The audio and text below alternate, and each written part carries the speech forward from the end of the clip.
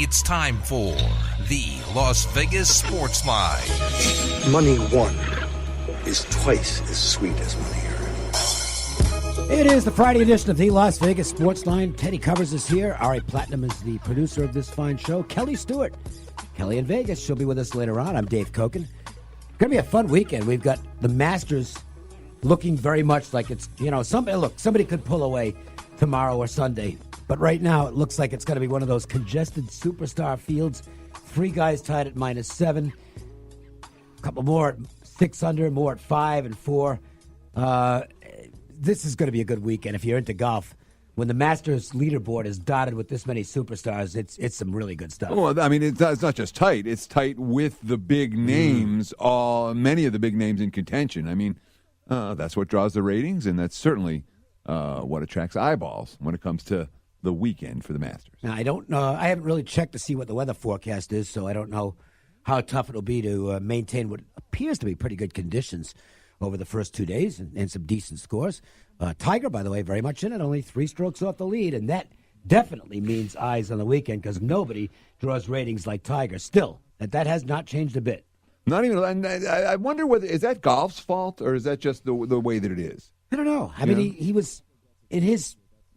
I think it's kind of like, in a sense, like Mike Tyson, from the standpoint of no matter whether you liked him, didn't like him, whatever.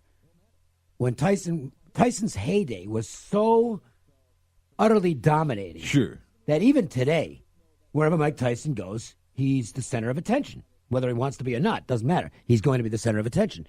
And I think it's somewhat similar with Tiger in that he was so much better than everybody else in what was actually a pretty good-sized time frame, that it still remains the same. Is Tiger ever going to get back to being Tiger? But he brought Phil with him on the one-name guys, even though Phil was never as dominant a golfer during his heyday. He was number 2. Right. But he brought somebody else with him. And since then, we have this Jordan Spieth, and we have the DJs, and we have the Rorys.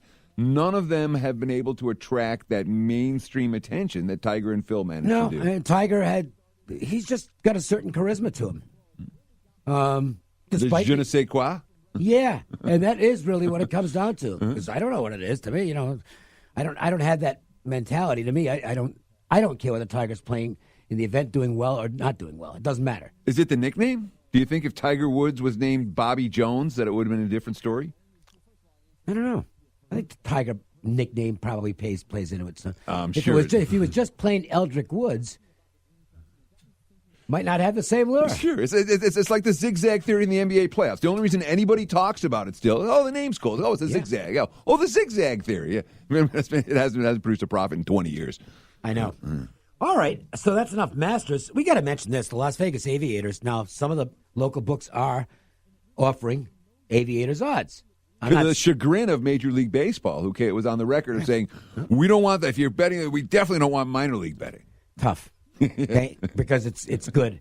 It actually is good for the game. Major League Baseball is too stupid to understand that. They probably should have betting on all the minor leagues if it expands into states where they have minor league teams. I don't know if Pennsylvania's got it, right? Sure. Okay, well, why not put Scranton Wilkes-Barre games on the line there, or the Lehigh Valley or whatever? Put them up.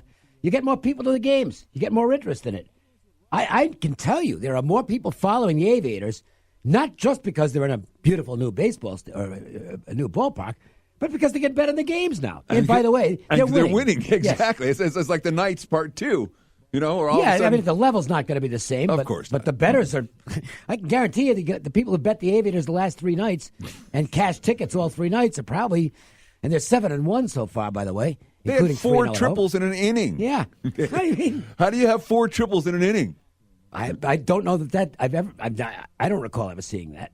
That'd be fun to see. It would. Lots of fun things to do at Las Vegas Ballpark. If you haven't been out there yet, check it out. They're at home right now, and it's exciting. And I this is the most interest I think that the franchise has had since they arrived here in the 80s as the Las Vegas Stars, and it's like our first minor league baseball team. This is really exciting, and the stadium is drawing rave reviews. Sure. Have you been yet? I haven't been. I haven't been since it actually opened. Right. But I've watched the progress because I drive by there, literally right by there, like once a week.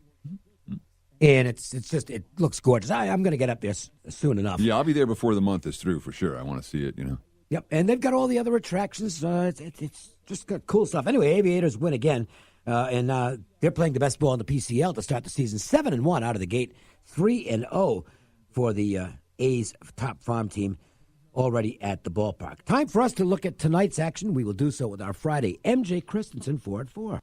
1, 2, 3 into the 4. Put them fours up. Put the fours up, I said. Do it right now. Tonight's action is just around the bend, and the guys want to get your night off to a great start. 4. It's the Las Vegas Sports Line's 4 at 4. Not 1, not 2, not 3, but 4.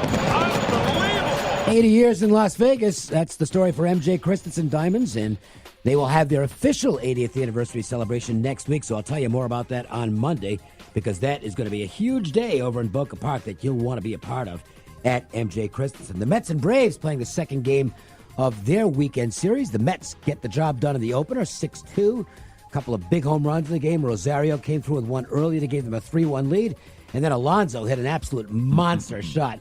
I try to stay away from this exit velocity nonsense, but it was 118 miles an hour.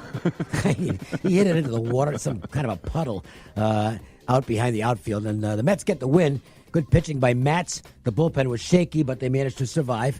Now tonight, Zach Wheeler, who is one of the prized young arms in this team, he is not off to a great start. He's had some control issues early on. He'll go against Kyle Wright, one of the prized young arms in the Atlanta system, who has also had some early struggles in his maiden voyage around the league. The money's shown on the Mets in this game, and it's basically a pick 'em now. I thought the Mets offered some value as a dog, despite the fact that I would be uneasy about the bullpen tonight, not knowing who's going to be available late. And considering the state of the Mets pen, that is worrisome. Atlanta's pen's not any good either. No, it's not. I mean, between these two bullpens last night, there was 6 1/3 innings. Or take out the third of an inning where Parsons got out of trouble.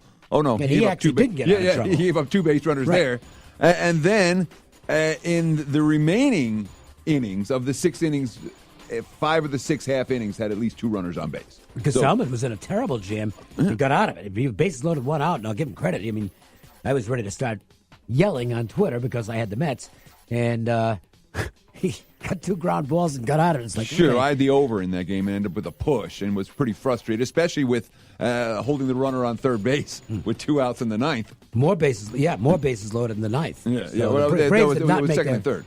That's right.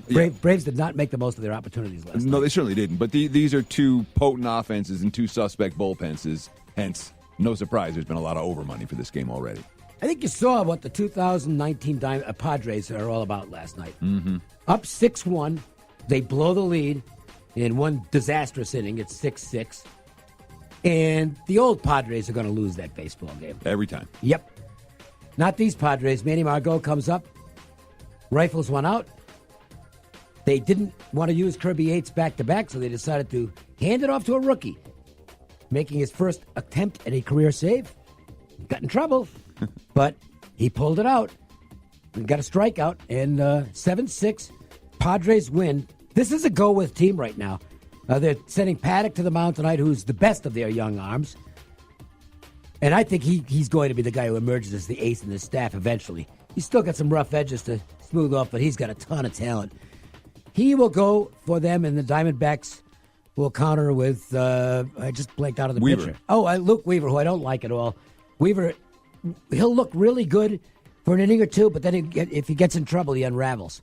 Yeah. He just cannot pitch with men on base. He's very vulnerable to the big inning and has been for some time. He's always had nasty stuff. Yes. And at that time, when he was with St. Louis, there was that one season where he put everything together. Well, maybe it was half a season. And looked like an ace. But I always note when the Cardinals give up on somebody, especially someone that has shown some signs. And this is the guy that they gave up on. And as for San Diego, I'm with you 100%. Look, it's April 12th. They're in first place. The NL West is a 2-team race. Might be. It's a 2-team race. It is Padres and the Dodgers, and the other 3 are afterthoughts. And that's the only way I would look at this game is Arizona. Sorry, you're an afterthought. Diamondbacks would have 4 in a row in the loss column if not for the completely unexpected Dyson bottom of the ninth homer the other night, which helped me because I happen to have the Diamondbacks that night, but they don't look like a very good baseball team right now. And Yates will be available tonight. Of course, on the flip side, if it's the ninth inning and the Diamondbacks need to knock it down, Greg Holland is available as well. He's only being used in save situations. They're doing a good job with Holland. The Brewers and Dodgers, well, we know what happened the last time these teams met. That was the final National League game of 2018. That was quite a series. Boy, an overwhelming thriller. I mean, it was just a great series, and the Dodgers pulled out Game 7. So we talk more about revenge in other sports. I think it matters here. I think this is a very big game for the Brewers, and they've got a scheduling advantage.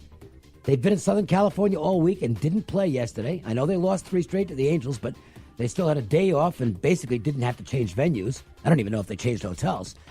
The Dodgers, no rest, coming off a 4-game wrong-way sweep at St. Louis. And you know the Brewers are looking at this as a big game. This was an autoplay for me. It's like if I lose, I lose. But I'm taking the Brewers, and I got a nice price to boot. Yeah, a big plus price. Well, not a big plus price, but you're Not looking bad. at, plus 135, plus 140 on the Brewers right now. And that scheduling edge is very real. This is one of the rare spots where the road team, they were playing in this city yesterday or 2 days ago and had yesterday off, whereas the home team is flying back halfway across the country off a pretty dismal end of that road trip. And I'll tell you what, after it looked good in Colorado early on, this Dodger bullpen is problematic. And I think Jensen's fine at the end, but nobody else has been consistent. Baez looks like he's reliving some of his past nightmares. Difficulties. He's in a slump right now. Joe Kelly has gone back to being what he was early last season for Boston rather than the postseason hero. It's a struggle right now for them. And I have a hard time laying a price with a bullpen that's struggling, especially with how good the Brewers' pen has been and how good it continues to be. And, by the way, they're all fresh today as well, although that Dodgers lineup is pretty scary. I know it's only April, but this has the feel of a big series to it, the Astros and Mariners, because the Mariners are the surprise team in baseball right now. They've established a new record with homers in every one of their 15 games to start the season. D. Gordon kept the streak alive yesterday. Then they got another home run by Vogelbach in the 10th to win the game. They're pulling out games in really unlikely fashion. Bizarre last night. I mean, Joey Hamilton. Billy Hamilton might as well have been Joey Hamilton. Billy Hamilton drops the ball. He should have made the catch, okay? I know it was a tough catch. And then he's hurt at the end of the play. And then he slams into the wall, and they have to cart him off the field. So that takes care of the lead, and then they lose the game in the 10th. Nothing going right for the Royals. So here you got the Mariners 13-2, and now the Astros have gotten their offense untracked after struggling for a bit and hitting like 100 with runners in scoring position. That's no longer an issue. This is going to be a fun series at Seattle, and I think they're going to get some big crowds. Sure, and look at the market disrespect for Seattle in this ball game. You know what I mean? They're like, here the Mariners are 13-2. Okay, they've scored 6 runs or more in 9 of their last 10 games. Houston's not coming with an ace here. This is Wade Miley. This is the tired retread lefty. Mariners have destroyed lefties. Look at their OPS, their on-base percentage against lefties this season, and yet Seattle a plus 130 dog, which speaks volumes about how the Astros are priced in the marketplace right now, and understandably so. They're coming off a 6-game homestand in which they went 6-0 and averaged 6 runs per game. Their offense is clicking. This game's seen a ton of over money as well. A little bit of mine. It's gotten involved. There we go. Yeah, I think Wade LeBlanc and overs might be getting along really well this season. Let's go to the NBA. And the playoffs get underway tomorrow. It's going to be fun. Some of the first-round matchups might not be exciting, but Teddy's very well versed in the NBA. He's had another fine season breaking down the games, and we're going to look at all the playoff series now and get some thoughts from Teddy. I'll just send them out to you and sit back in the listen and learn position because I don't follow the NBA that closely. So we'll start with what I think is a really interesting series between a team that really overachieved this year in the Brooklyn Nets and the Philadelphia 76ers, who have a ton of talent but still don't seem to have that maturity level that you want, and questions about their most important guy, as far as his health is concerned, being Joel Embiid. So is this a series where there could be an upset? No. Okay. The Nets aren't winning this series. And that's just the way the NBA works. When you look at Major League Baseball, a team can get hot in October. A team that's playoff virgins can get hot in October, and next thing you know, they're in the World Series and winning a title. That can happen in the NFL, where a team sneaks in the wild card and they catch fire in the playoffs, and boom, they win a couple of road games, and next thing you know, they're playing for a Super Bowl. We know it happens in the NHL. It happens almost every year. Of course, exactly.